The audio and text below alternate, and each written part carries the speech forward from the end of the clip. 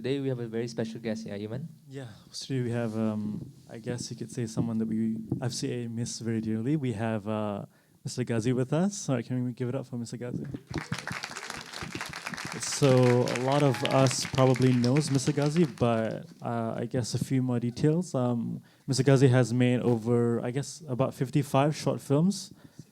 60 now, all right.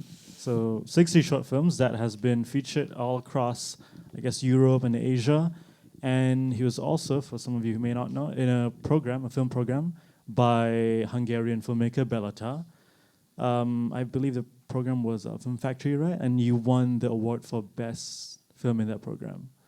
All right, and now we just finished watching Stories by Ghazi. And would you like to start off with your question? So let's jump right into it, lah. Yeah, let's jump right into it. So, how do I say this? Okay, how about I got a question. So the log line for your, I guess, this omnibus, right?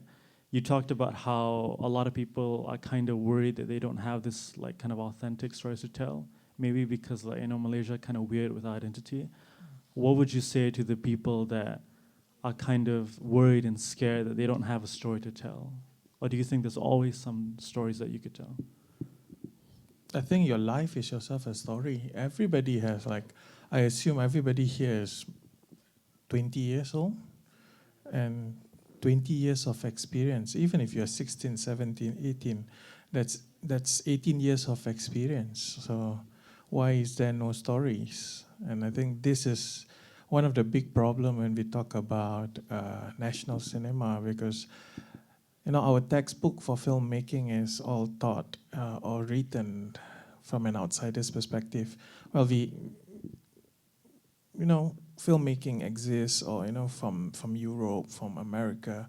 So that's how they teach us how to make film. But film is so free. So why do we have to follow the textbooks? So personal stories really, really matters to me, and should be for everyone.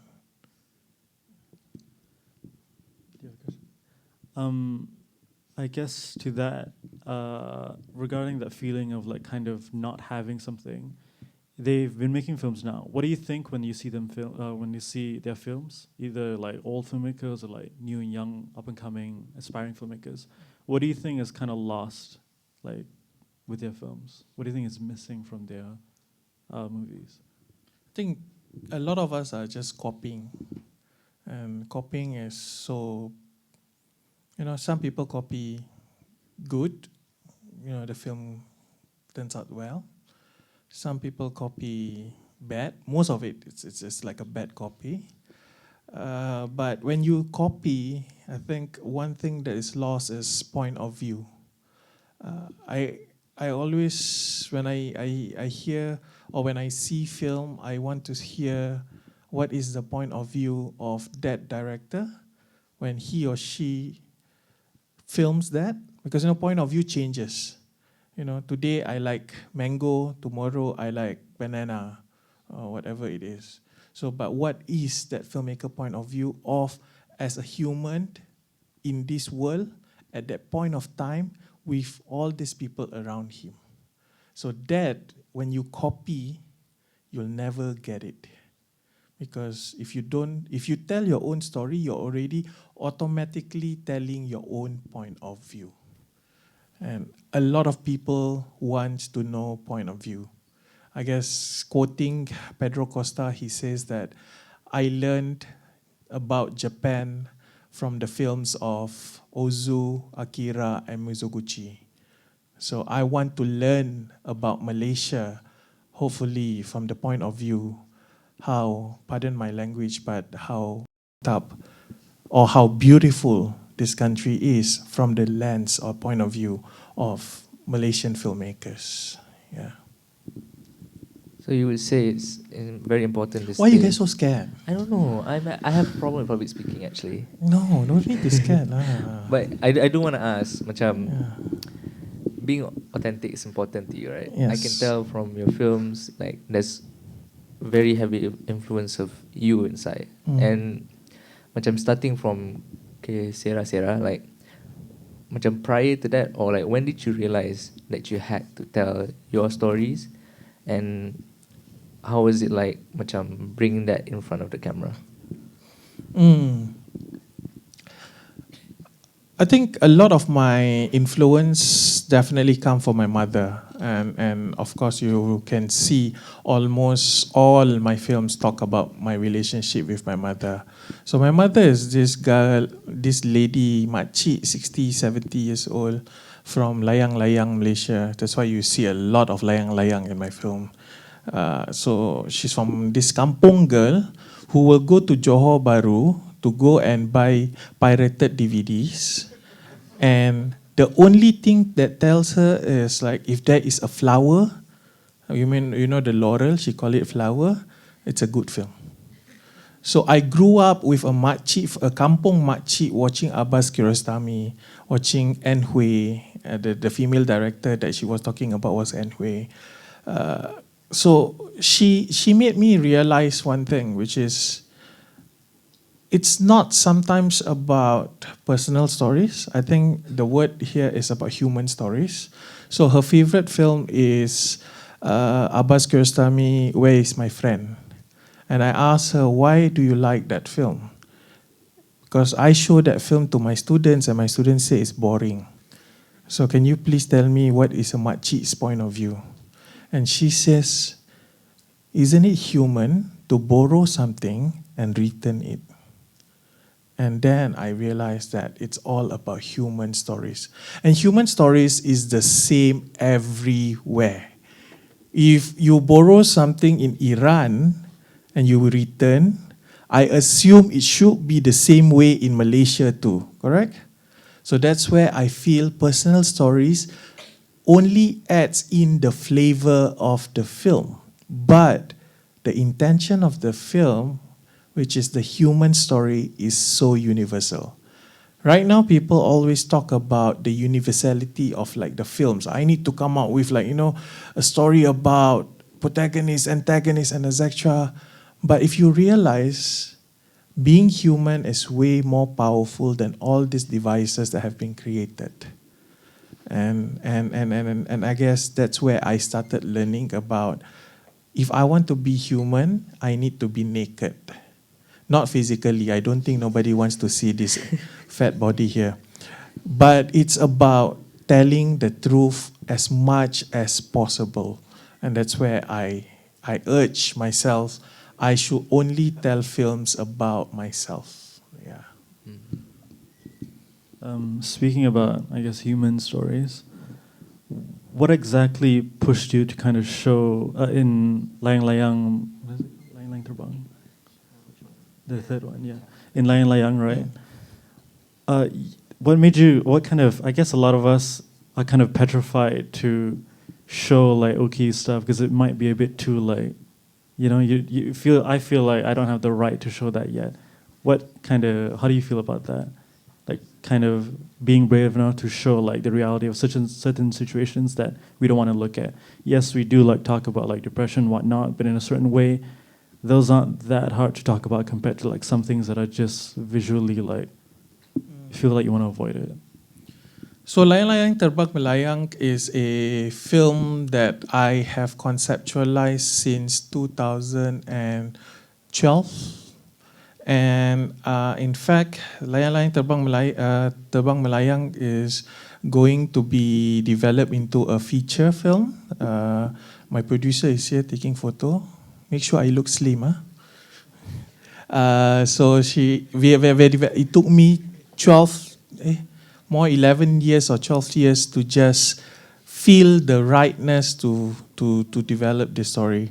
So along the way, I was invited to develop or make films. That's when people come to you and say, we would like to give you money lah. That's why you see the logo behind. I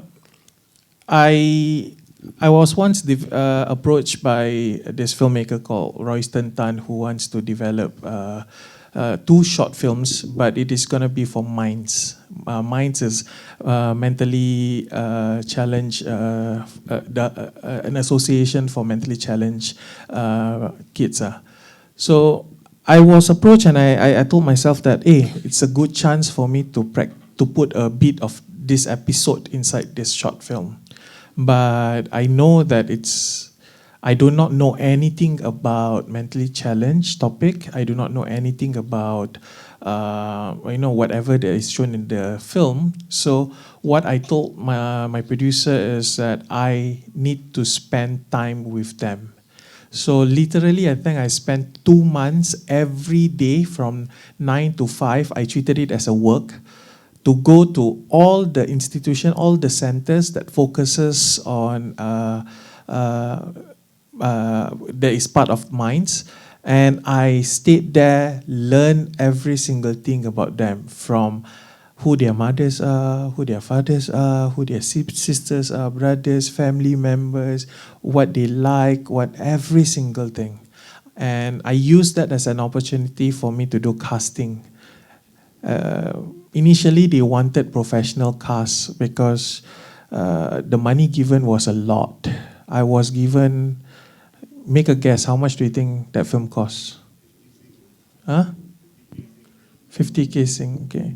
It's 80,000 Singapore dollars, close to 250,000 ringgit Malaysia.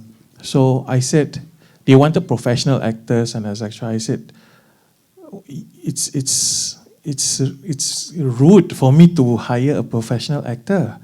Why do you want a professional actor to come to your center where I'll be shooting and he act to be mentally challenged? That's not responsible.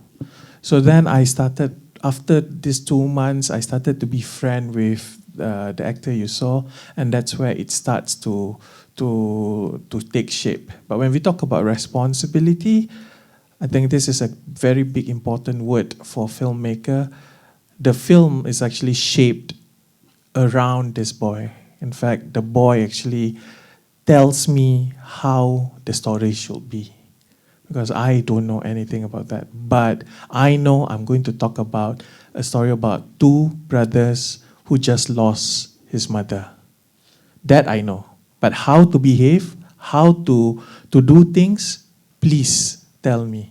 And I think that is where we talk about the beauty of collaboration. And to answer your question, I think that's where I think if a filmmaker takes responsibly the topic, you have the right to tell your point of view. Yeah. And I think that kind of shows when I'm watching this, because I don't know about you guys, but I teared up a lot watching Layang Layang Terbang Melayang, because it's kind of crazy, because I've seen student films it looks as competent as this film. Yeah, it looks maybe as much budget as this, but something about stories like this moves the heart. What do you think, we can make it look like this, we can't make the audience feel like this? Why is that? Why? Because I think that's where I've been preaching a lot, that film is all about emotions. Sometimes you don't even need to know the story. The story is so secondary, but I hope in my films, if I can, I don't want to make you cry, but if I can touch or tingle a little bit of the emotion in you, Malay say Alhamdulillah lah. Okay? That's my currency I get. I don't need to have, I need the money, okay?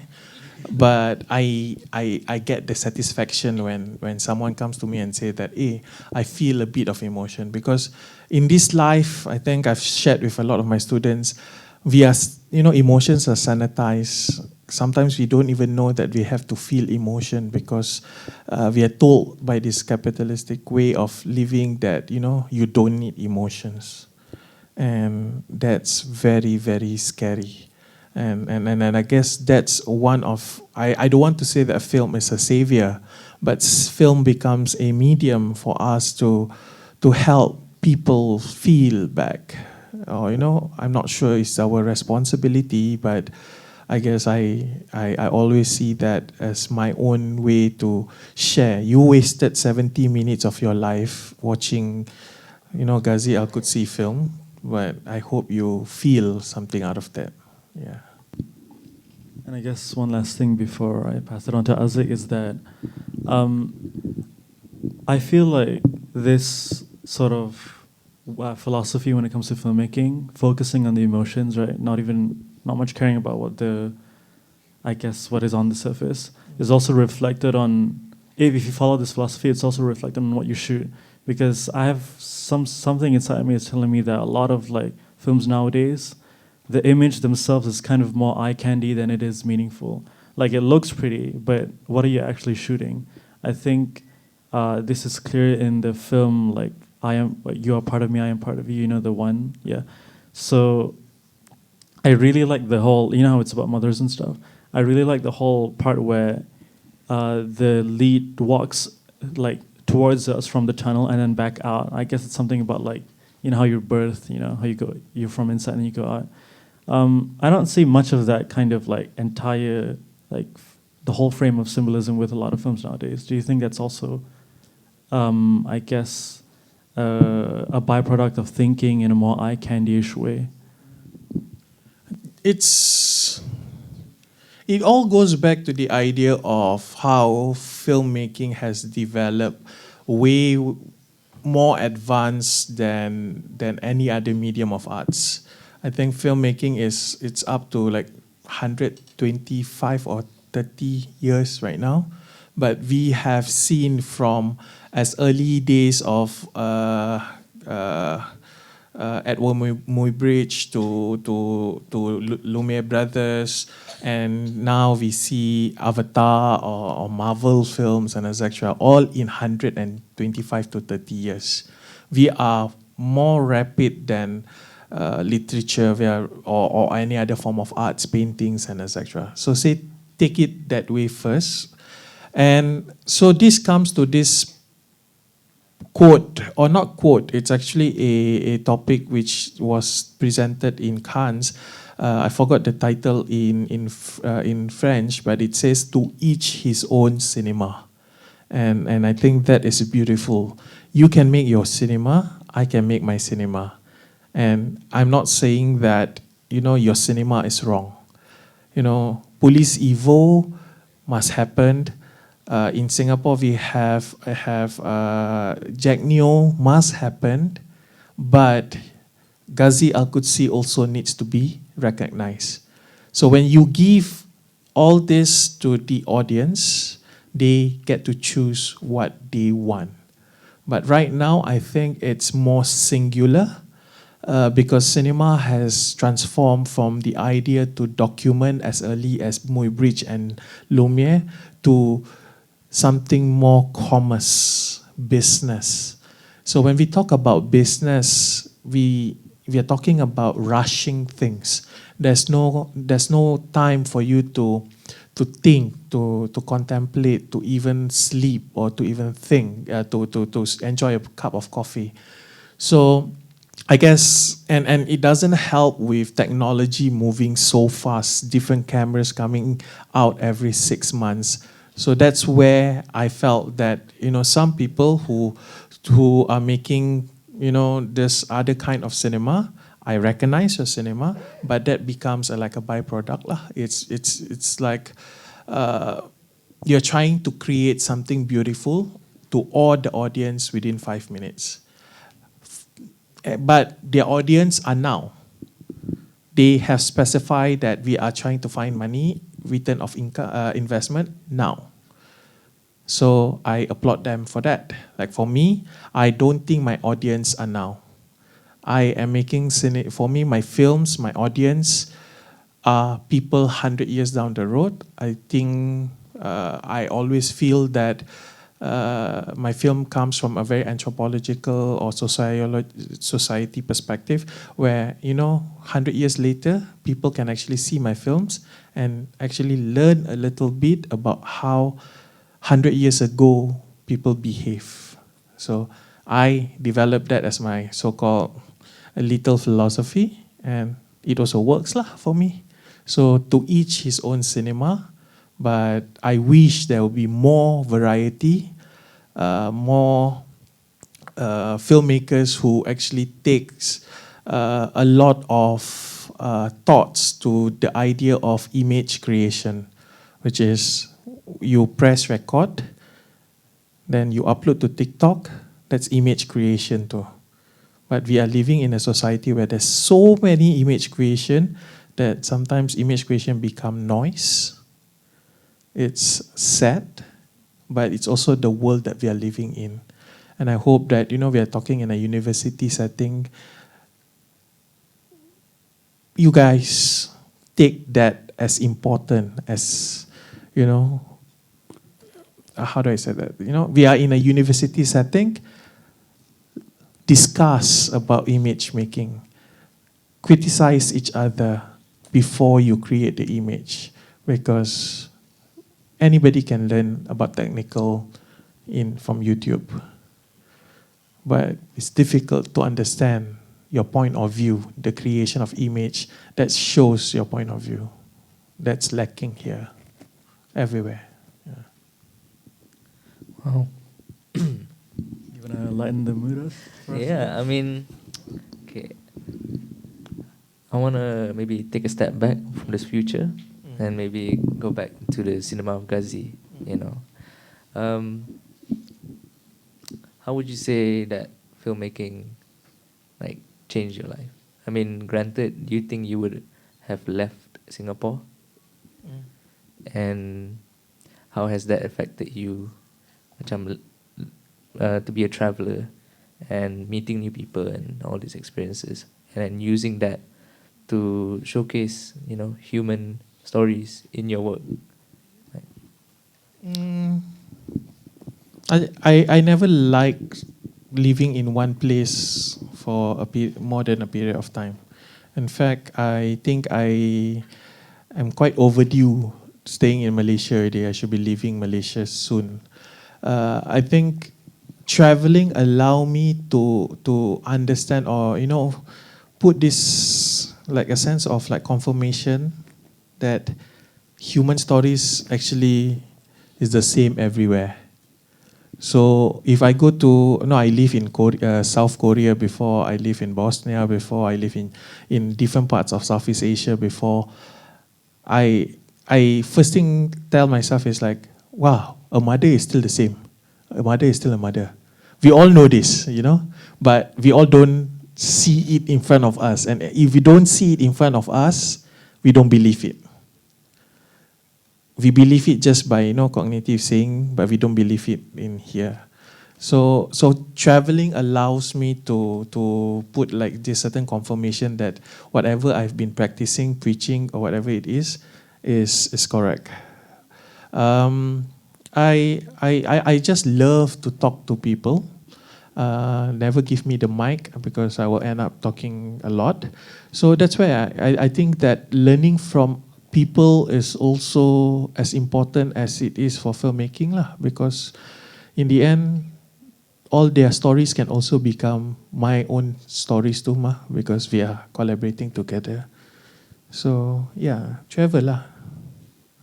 I'm not answering your question, that's all. I know. That's always my class. Yeah, you taught me how to bullshit. Yes. Yes. When you talk about travel, I guess some people, I got no money. But I have a feeling that I think I talked to a couple of lecturers, you don't have to go that far. Just go out of the city that you always hang out, you can see way different people. Yes. After graduation, I saved up 500 Singapore dollars. It was enough for me to travel from the tip of Vietnam, cross-bordering to China, all the way back to Singapore by train. And it took me a month plus lah. All $500 only. Sleep, walk. I think I traveling as an excuse that is expensive is depending on what kind of travel you want lah. So if you want a high expensive 5-star airline living in a 5-star hotel, you cannot afford it lah. But you can afford it after becoming a filmmaker, because whenever you go to film festival, they fly you 5-star, they put you in a hotel, your own room. Yeah. They do? Yeah, I just came back from Berlin last February, pitching my film. They flew me Etihad, and they put me in quite a very good room.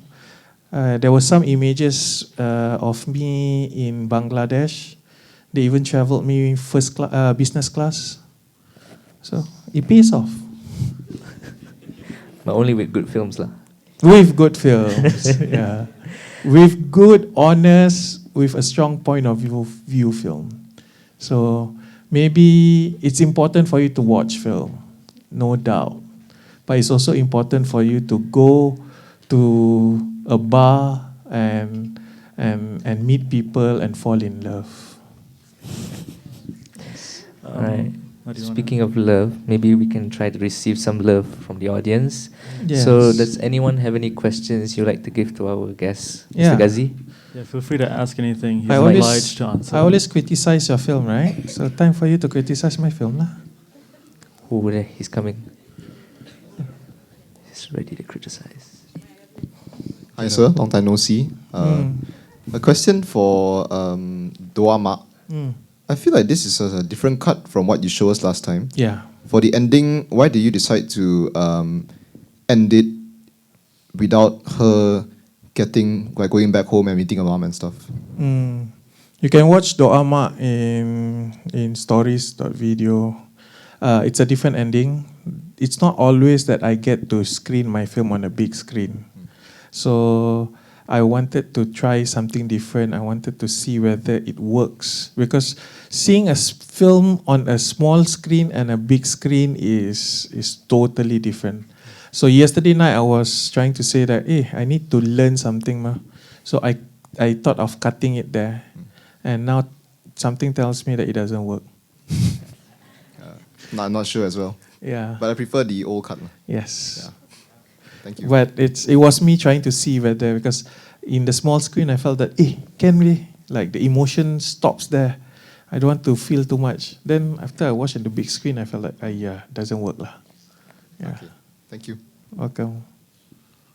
Anybody else want to critique one of his? That being said, so when we talk about small screens and big screens, like the philosophy is different. Yes. Definitely. Yes.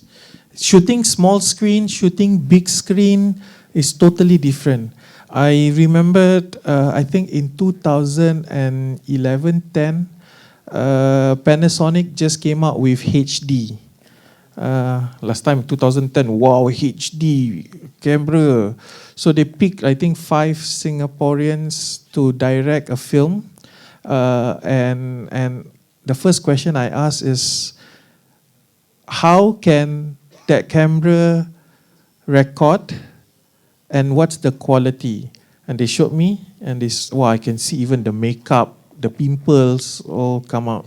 So it goes back to me like, a filmmaker will be like, wow, this image is so quality, it's so good. But the first question I ask, maybe I'm the anti-filmmaker perspective lah. It's like, if this is so clear, how do I use this in my storytelling?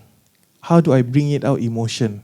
How does that pimple on my actor's face going to convey an emotion? So I start talking about that and etc. Then of course the film that I made came out to be shitty. But come on, it's first time shooting on HD. I was shooting on mini DV, I was shooting on high 8 before this. So I wasn't used to the medium. So now you realize that even a medium, even the size of the screen works differently. If I show my film here on a bigger screen, like Temporary Visa, my feature, whoever had seen that, is very shaky. I saw it on small screen, it doesn't feel that shaky. But when I saw it on a bigger screen and I saw it on a bigger screen, it felt even more. And that was what I wanted. So always check your film on big screen if you intend to make it for big screen. Yeah. Speaking of, you mentioned Temporary Visa. Yeah. You didn't screen that. It's 2 hours. It's gonna be boring for you guys. No, I watched it. It was good. Yeah, we watched it, right? Yeah. Maybe we can have a screening for those who haven't watched. Then I can come and. Is that a promise? University to ask Mr. Fukan. Okay. Can we have that, please?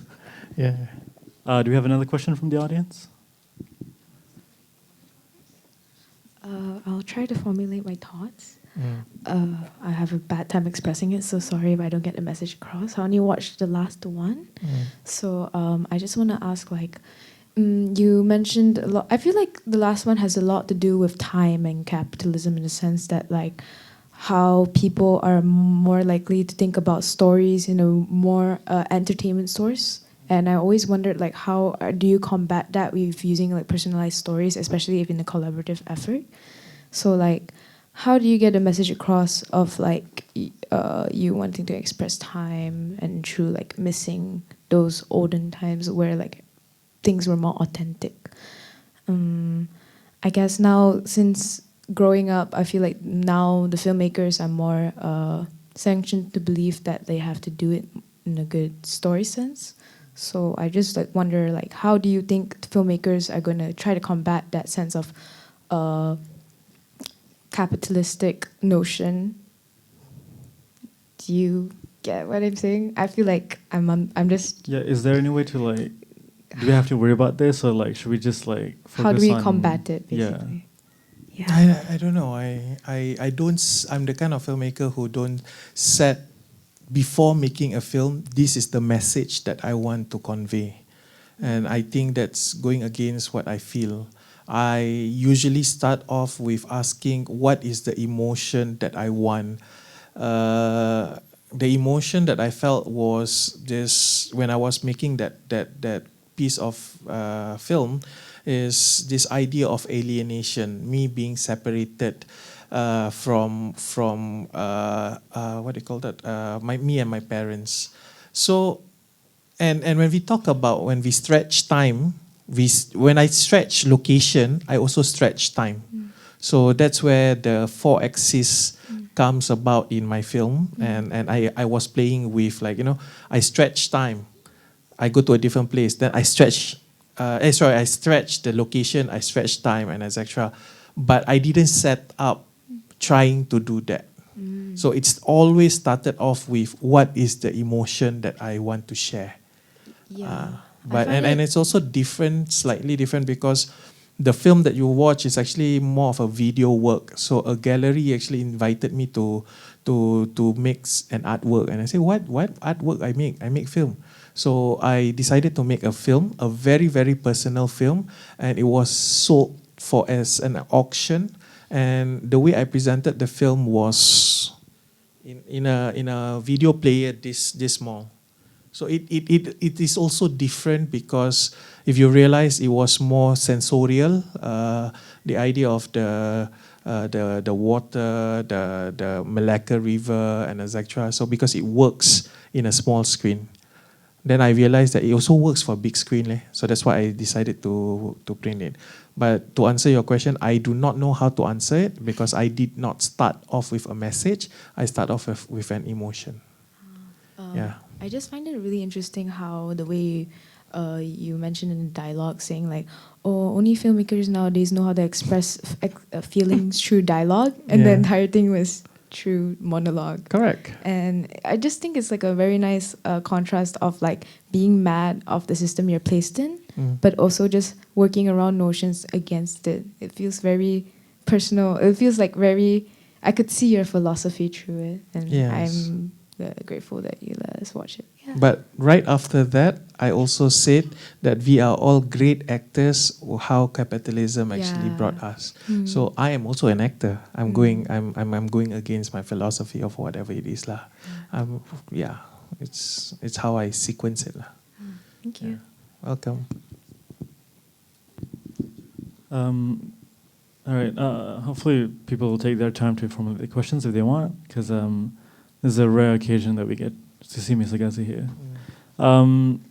Going back to talking about, like, people's journey, maybe travel isn't the only way you can do it, right? Maybe some people, the way they travel is, like, exploring other, like, avenues in their life. Maybe not seeing other people, but, like, seeing the people that they don't already deeper. Are you worried that, like, because you mentioned people copying, right?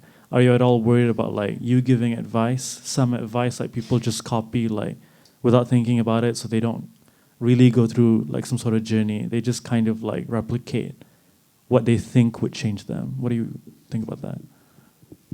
I think as an education institution, we are bounded to help you guys make films. And as a filmmaker, I'm bounded to just tell you, put whatever we've taught you and just enjoy your life and go to the party rather than make films. So we are always conflicting in those two areas. When I put my educator's cap, I'm here to teach you guys the basic of documentary, the 6 modes. I hope some of you guys are still remember it. What's the 6 modes? Observational, poetic, participatory, expository, and reflective. Did I say that? Okay. What about yours? Do you remember? So tonight I can sleep. So we teach you what literally the Westerns have written in books lah. So, but if some of you guys realize when you guys go to consultations with me, after teaching you guys that, I'm more interested to know about your life. I'm more interested to know, sir, I got breakup. Okay, fine. How does it feel? Sir, I know this guy or this girl. Yes, how is it? And those who are lucky, those who are really open to me, realize that their films end up to be slightly, I hope, slightly better. Because from there, I always tell some of my peers, filmmakers going to become educators, we are not trying to replicate another one of us. Why replicate one of us when you become our competition? Correct or not? I'm trying to, as an educator, I'm trying to make you yourself. But you yourself needs to happen if you stop copying and just telling me that, sir, yesterday I bring my girlfriend home lah. And that was the best thing I've ever had. Then that will spark a different conversation, and that will spark into a very, I hope it's more matured, into the idea of sharing emotion, how you feel, how you go through this process, and hopefully it matures you to become a better human first, and then maybe second, a better filmmaker. So don't copy. I always sometimes end my class, even, I do not know whether this is right, I read it somewhere, even Buddha, before he died, he said, don't copy me. So I always believe that, don't copy the anybody, even the lecturer. Yeah. Wow, very well said. Speechless, man. You don't have anything to ask him? Come on, I traveled 1 hour, I mean, that was your choice. Yes. Next time when you message me, I'll think twice to reply. Okay, fine. Anyways. Yes. Hi, can I ask a question? Yes. Okay. So I wanted to know what kind of practices you hold with your cast when you want to transfer your emotions that you have written and you have visualized to them in directing wise. Directing. Okay. It's all, directing a film, it's all different every project. And every project requires different set of, whether it's professional actors or non-professional actors, it's supposed to be dealt differently. And that's where you work with your casting director. If you have, like me, I am my own casting director because I do not know, I don't have money to pay people. So once I decide, like, okay, let's say you, Utra, you are going to be my actor. I usually spend a lot of time knowing you. Okay?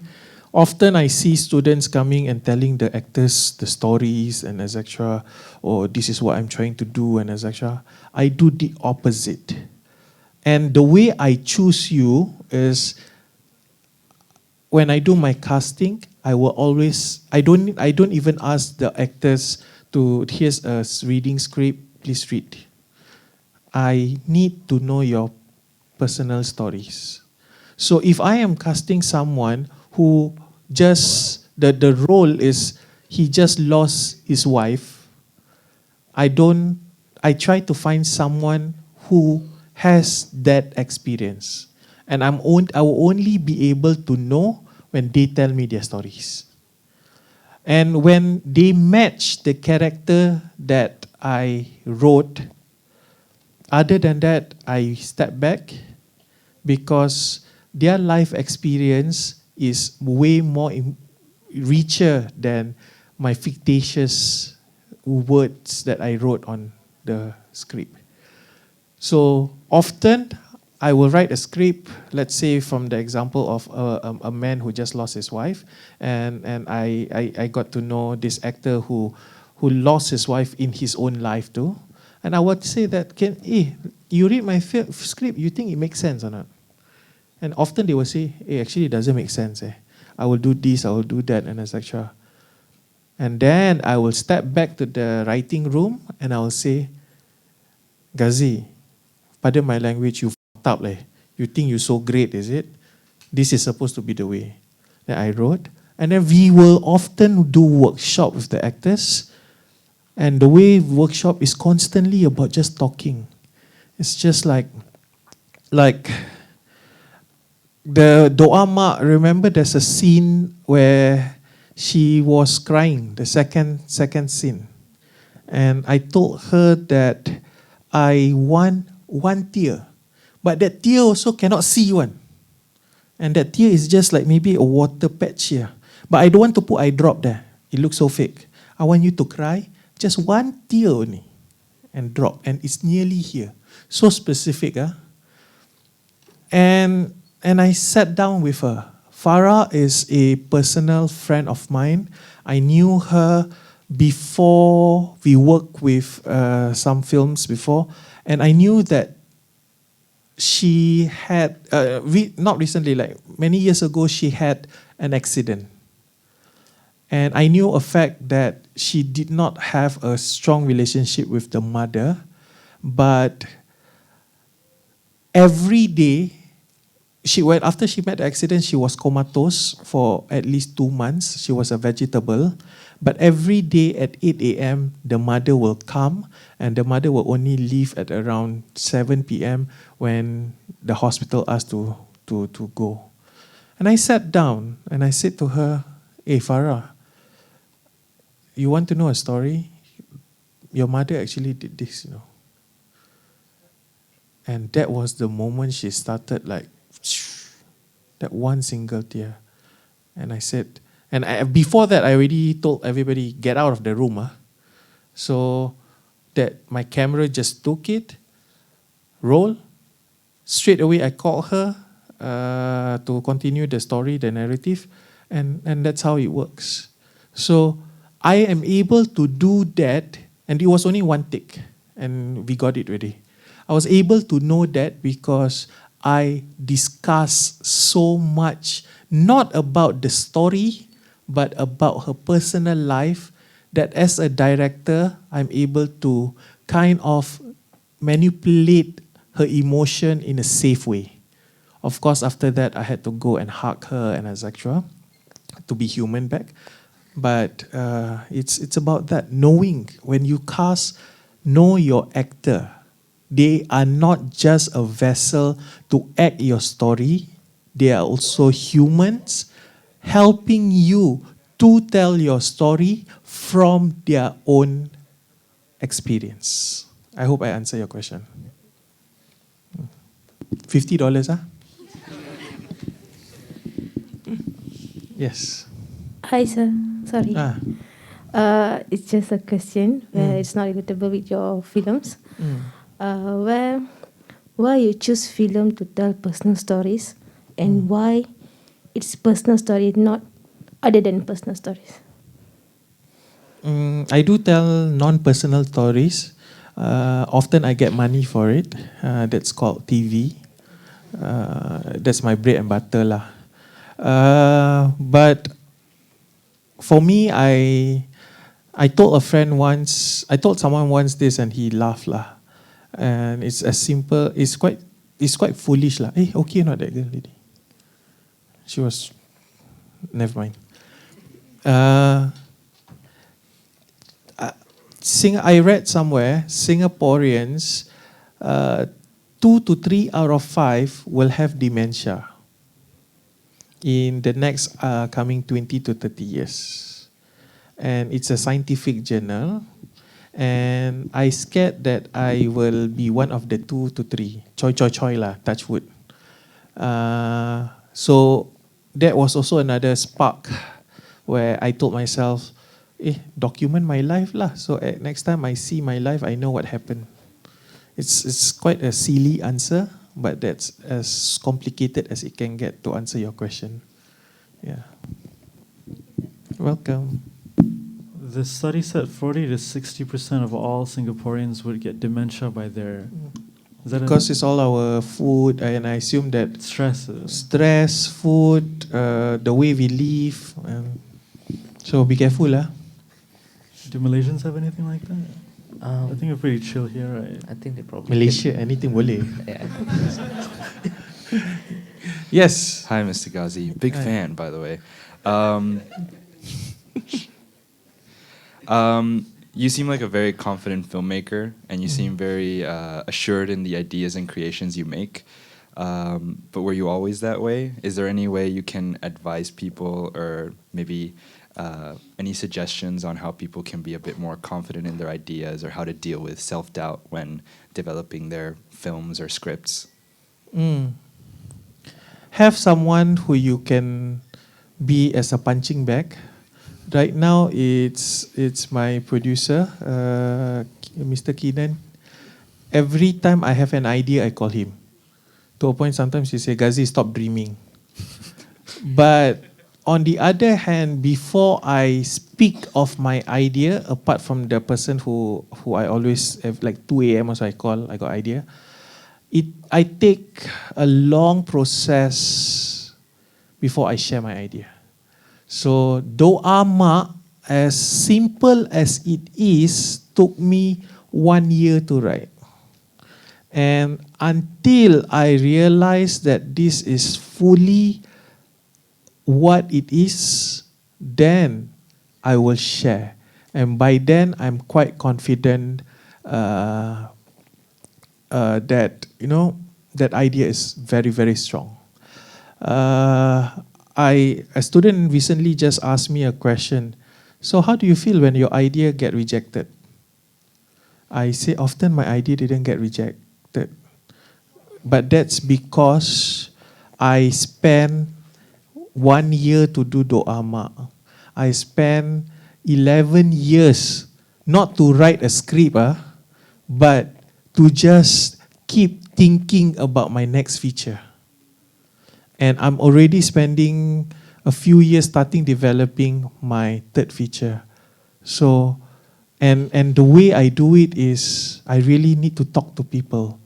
I'll say my second feature is about 2 sons who don't communicate and they lost their mother. I am constantly going around asking people, how do you lose your mother? How do you feel? And I collect all these personal stories of theirs, and I try to formulate something. Yeah. So I hope that helps. The confidence comes with a lot of work and research. Right now, most of my students, I got an idea, write a script. How's my script? I'm like, the script sucks. So calm down, take a step back, and really listen. I think Yasmin Ahmad, one of my idola, said that you are just a drop of water in a vast ocean. Step back and say that throw that ego. Whatever you have, you are just a filmmaker trying to fictionalize something, but the world is way more beautiful than you think. Thank you. Welcome. Afif. Assalamualaikum, sir. Welcome, salam. Is it okay if I get a bit personal? Can. Okay. A few of the movies you screen tackle a lot of personal and sensitive issues, especially your relationship with your mother and faith. And of course, these issues are all subjective, person to person. But I guess there's a little threshold that a lot of maybe student filmmakers, young filmmakers, maybe we're just a bit too afraid to be able to step into that level because the people we have to screen it to, the people we want to show. I mean, for me personally, it's like if I want to make a film that's personal to me, I'm afraid to show it to my parents. So like, how would you like, what advice would you give to people like that in a way? Like what needs to be done, or what should that person do to have the confidence to be like, okay, I understand that this story can be personal to those around me and even to me myself, but I still want to make it and I still want to show people and I still want that story to be told. So what would you say to that? Thank you. Don't show them lah. I've made 60 films, and I don't think my mom, I can count by 10, my fingers, how many films you've watched. No, don't need to know. As long as every month I give her money, she's quiet. Enough money to make her quiet. No, but you need to know your battle, and you need to have enough respect, not for your actors only, for your parents, for the people around you who loves you, and for yourself.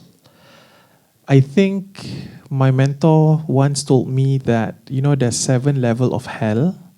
You are supposed to go all the way to level number 7 and then come back. Don't pass that. Don't humiliate yourself.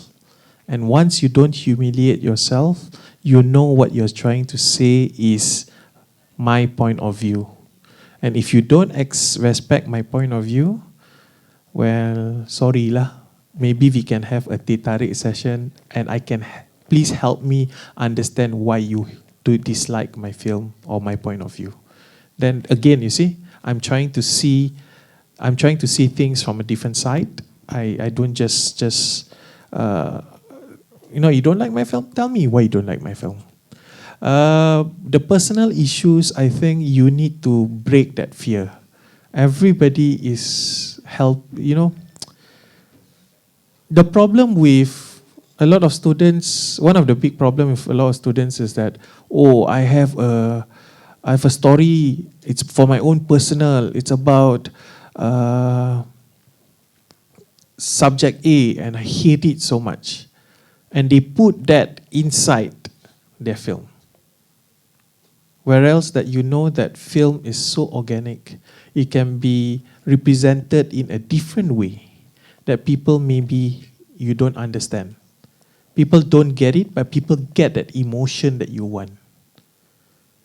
So I give you an example. Sorry, Dexter, can I use your example? Okay.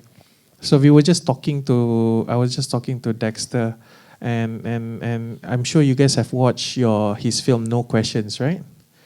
And I've seen some of Dexter's film, and what I advised I was telling him that, this story is about a boy who is going against the school system, correct? And it harms people. It harms the institution. It harms the the peers and the people who are teaching it. It harms, actually. But why can't you make a story about a man who disagree with the government? It's the same story. The emotion is still angry, ma. So you can you as a filmmaker, you have the power to tell the story the way you want. But the emotion remains the same. That's important. You can mask it. And then, being a filmmaker itself, you need to learn how to take criticism when you are naked. First is you have to be naked. Second, you need to accept, different people are brought up differently. Respect that their thoughts, and then have a conversation after that. When you understand all this, all the topic that you want to make won't be, it won't be such a bother thinking like, maybe they don't like my idea. No. In fact, it's working for you because I would love to hear your point of view. My mother last watched the film that you guys saw, Kisah Tentang Aku Merindui Mereka. It premiered after being a collector's item. It premiered in Singapore International Film Festival. I gave her the ticket. I even gave to my aunties, and they cried. Then I said, okay lah, life move on. Yeah. So don't be afraid. I hope I answer your via this way. Yes. I guess like some of us are like too caught up in the emotions of what we're feeling and what we want to show. We lose sight of how we can show that differently as long as we keep the core, you know. Like a lot of people maybe feel the same way about different things, but it's all the same thing in a way. Yeah. A breakup, being rejected by your girlfriend is the same feeling even in Korea or in Japan or even in Malaysia. Breakup are painful, right? Yes. But there also beauty of breakups, right? Yes. Like, thank God. So yeah, it's the same. So everywhere, don't be. First, you can mask it, but after you feel comfortable with yourself, honesty is such a powerful tool. Yeah. I guess you can mask it until you make enough money so you can leave the house, so you're no longer under like the thumb of your parents. Then you can maybe like open up more a bit. You should leave your house right after you graduate. Okay. That's why I keep telling him. Yeah. He wants to travel. Yeah. What about you? You should leave the house after you graduate. I already left. Bro. You see how I directed them to do this? Yeah. All right. Do we have any other questions from the audience? Hello, Mr. Ghazi. Hello. Beautiful films. Thank you. I am so fascinated with your idea of manipulating your actors by knowing their personal stories.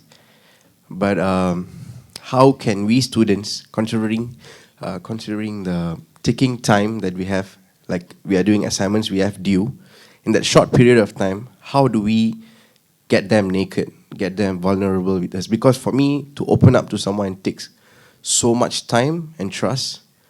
I'm sure it's the same for everyone. But how do you think we students can apply your trick?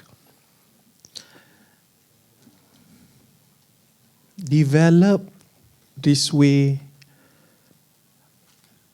This I won't say. I'm not asking you to copy it, but that's how I do it. But most big I'm not saying I'm big, but a lot of directors share the same philosophy. The moment you have it, you know how to control it. It's sometimes as simple as going out for a cigarette and ask, "How are you?" It doesn't need to be complicated, knowing the fact that he had a bad life or whatever it is.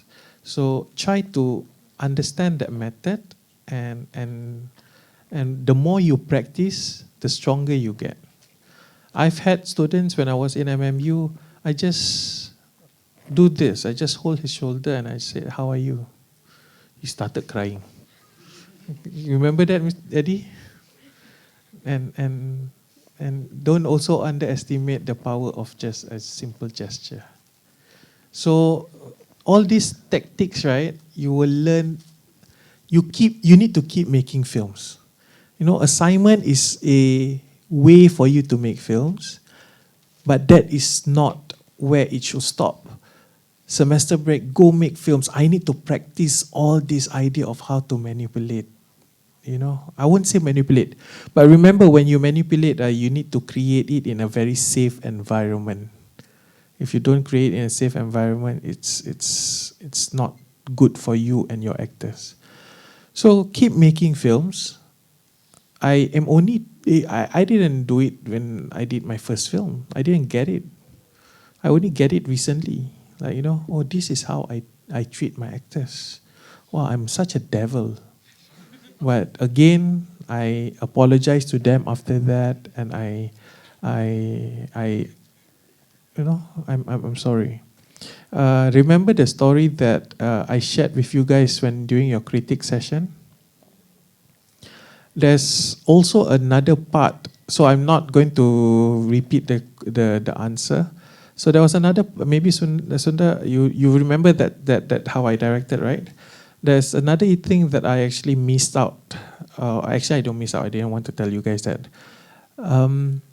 Right after I said cut, I went to hug them. And when they started, when my DP says, Ghazi, this is a very emotional scene. Do you want to see the image? I went down and I looked at the image and it was wonderful. It was 6, 7, 8 minutes. And I was like, yes, yes. And then my producer was saying, Ghazi, Jakob is upstairs crying and he's going a little bit crazy. And I went up and my producer said, this is your camera. Go. This is the moment that you want. And I went up with the camera and I looked at Jakob and he was like running here, there, and Mira trying to control him. And I put down the camera, I went to him, I quickly hugged him, and he just told me, please don't do this again. And I said, I am so, so sorry. I was an idiot going down to watch the footage, where else I should be calming him down after this what they call that, scene. So that's very important. Create a place where it's very safe for your actors to be naked, but they cannot exit level 7 of hell. I give you another scenario how I learned from a master. So I have a friend who he wanted to shoot a film, and my mentor Béla Tarr, he usually don't want to read the script one. He says, that's your problem lah. I give him a script. He says he threw it in the rubbish bin. He says, what is this bullshit? So he wants us to approve 2 things, which is the actors and the location. That's all he wants to know. And a friend of mine brought in 2 actors, and Béla came. Béla sat in the room, and Béla says that here's the situation. Show me how you direct your actors. I want to see how you direct, and I want to see how these 2 are good actors. So the scenario my friend gave these 2 actors, I was inside the room because my friend asked me to become the video recorder, videographer. And I was in the room and my friend said that the scenario is these 2, boy and girl, they are siblings. And the situation is in the hospital aisleway. And the mother is inside the hospital ward. Both of them are very sad because the doctor just said that the mother has only few weeks to live. And the brother said that I want to bring the mother home. And the sister says, never mind, can we just leave her here because maybe there is hope in medical that, help her to actually live longer. And that was the scenario that was given to the actors. And Béla says, okay, go ahead. The director said, action. The 2 actors started quarreling. By nature, it will be, that's how they will, adapt to that situation, right? And then Béla says, after they quarrel for 2 minutes, or I think 3 to 4 minutes, Béla says, cut. And Béla says, redo it again. So the director went to the 2 actors. My friend says, let's try something different and etc. He says, action. The both of them playing the siblings still quarrel. Then Béla says, cut. Do it again. The 3rd time, it's still the same. They are acting as though they are arguing, and all the 3 takes is just different context, that's all. But the emotions is like, still arguing. Then Béla stopped and Béla says, cut. You are just actors listening to a stupid director. And he went and he says, he was very respectful. He went to the director, let me show you how to do it. He went to the actor, he said, there's only two emotions, happy or sad. Your mother is dying. Is your mother happy? Yeah, are you happy or are you sad? He said, I'm sad.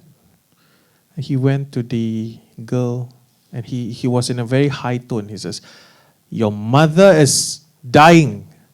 Are you happy or are you sad?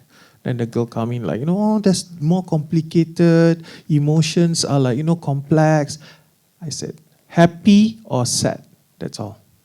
And she said, sad. And he pulled the girl and he hugged her. And he says, I really believe in you when you say it's sad.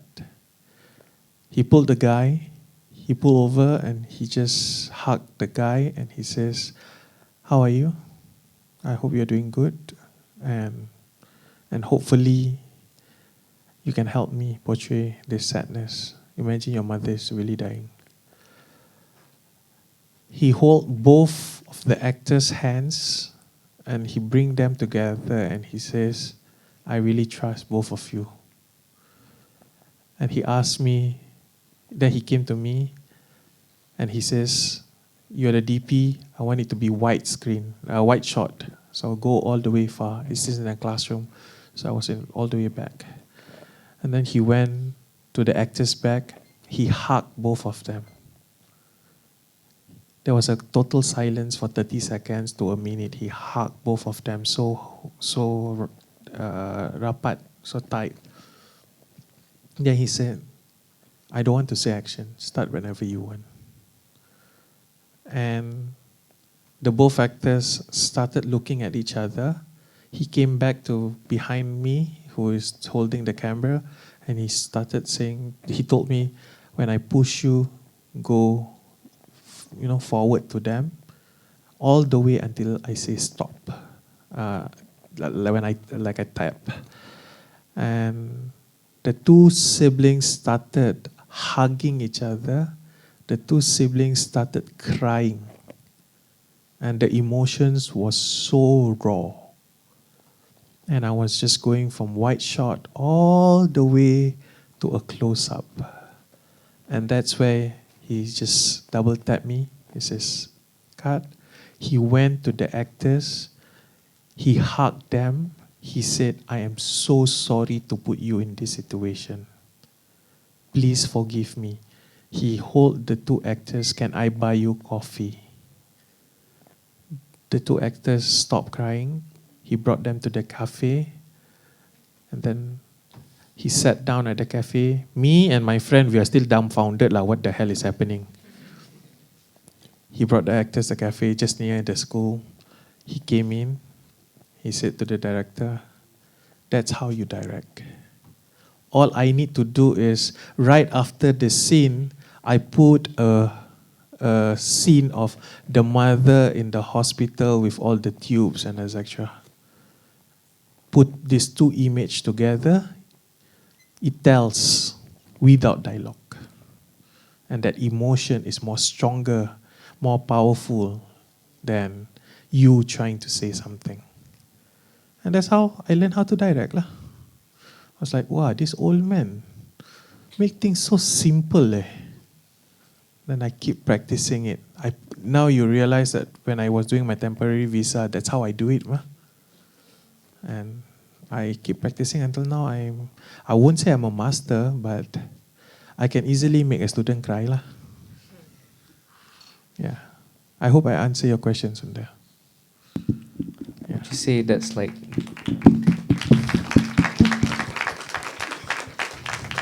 Yes. Yeah, would you say that's your most powerful tool, that skill? I don't feel good when I do it. You think I feel good listening to students, making them cry? It's very manipulative. But again, it goes back to the responsibility of a director to create a safe space for the actor to play and be naked and vulnerable. Yeah.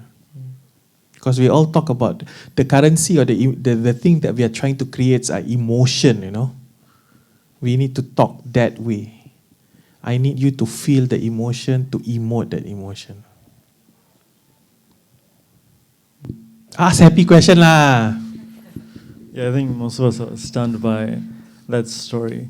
I guess like hearing that and hearing how you previously like kind of described how other people treat art, it's kind of like there's a difference between like business and like really personal things. Like you care about these people. It's not just like, okay, now like action. Correct. Yeah, that's it. What do you think? Because I almost like teared up hearing that because it feels like you have to do it right, but you don't want to, but you can to get the shot. I mean, leave the business to the business people lah. You are here to create art, right? Who made the painting of the? Andy Warhol said, make art, send it to people to critique. While they are critiquing, make more art. So when they finish critiquing, they will have another set of art to critique. So same goes to you guys lah. Don't think about how am I supposed to sell this film. Just keep making. How I entered TV world was not by being a gaffer or being a PA. Not saying that these roles are bad. It's just because I do not know how to do it. You ask me how to do lights, I go crazy. My set don't have lights on. All my films have no lights. But I was approached because my films were in festivals.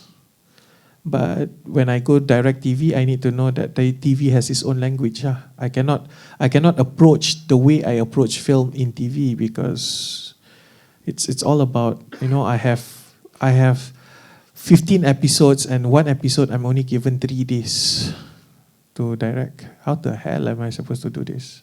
So I don't adopt the way I do film onto TV.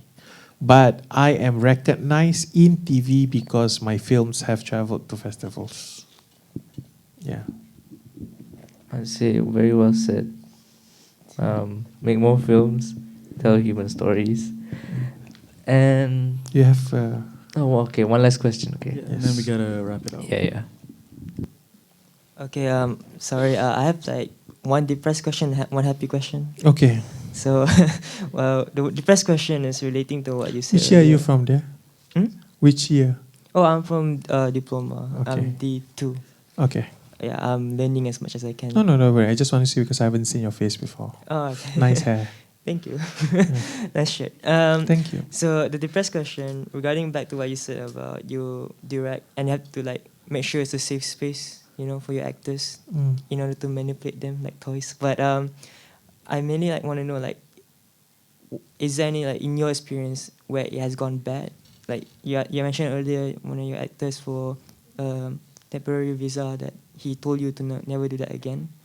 Has that any happened like where escalated to something bad, or like for example, have you ever had any situations where you have actors, because all your stories sounds like they're all willing to play the actor, like temporary visa, the 2 friends of yours, they're not actors, right? But they're happy to act for you. Have you had any stories from your friends where you want to make a film about them, but they refuse, and they don't want you to share it and such? That's for the depressed question. The happy question is just... let me answer that first, okay? Most of the time, I don't have people rejecting me because even while I'm listening to their stories, I'm writing their stories, we end up trying to share this common sense that it's important to tell the story because it's our story together. So most of the time, whenever I ask my friend, hey, I'm telling your story, they say, okay, you want me to act in it? So something like that lah. So, but it's all based on trust. I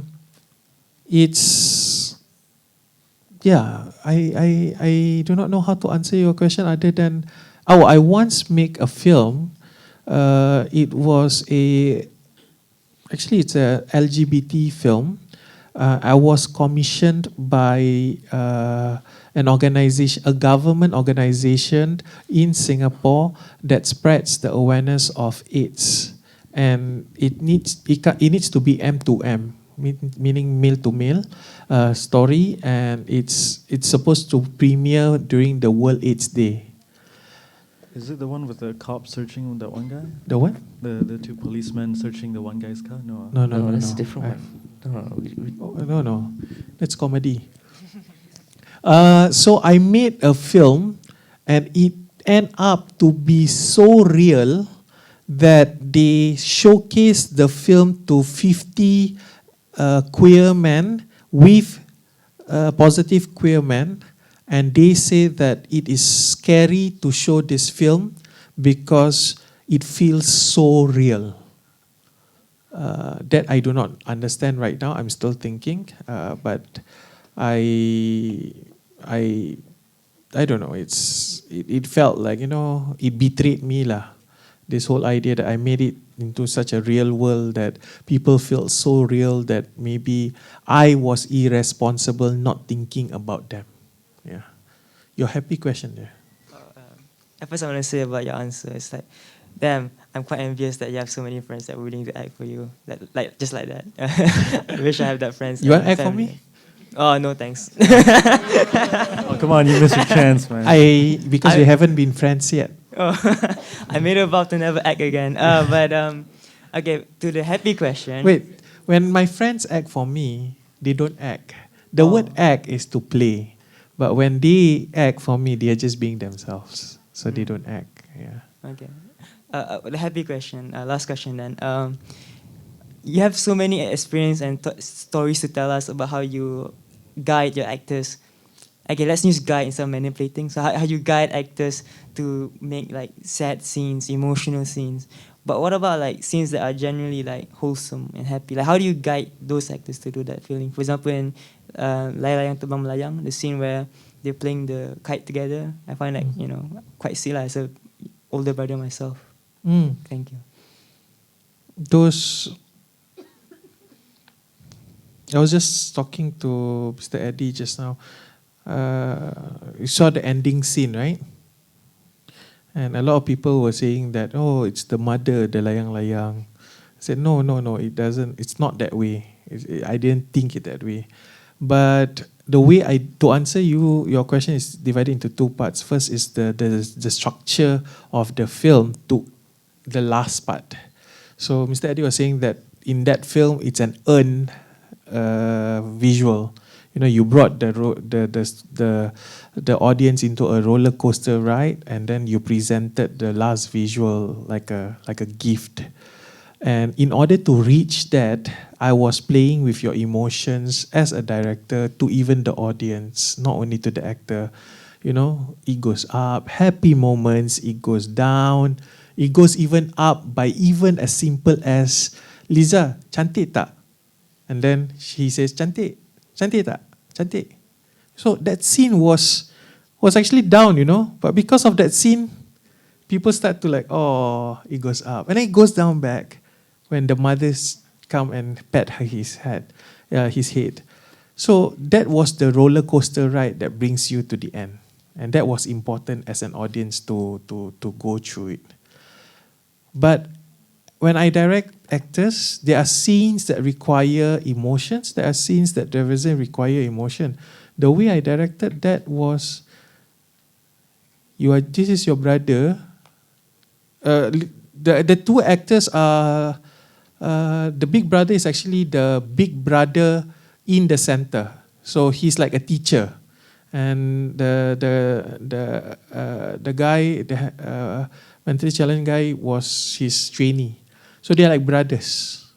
So I said that, just play a kite and like you will play like brothers. So just take it as it is. Just play a kite. And that was the only thing I directed them. So often I choose my cast in a way that they are who they are off screen and on screen, that when I say record, they are not even acting. They are just who they are. Yeah. Okay?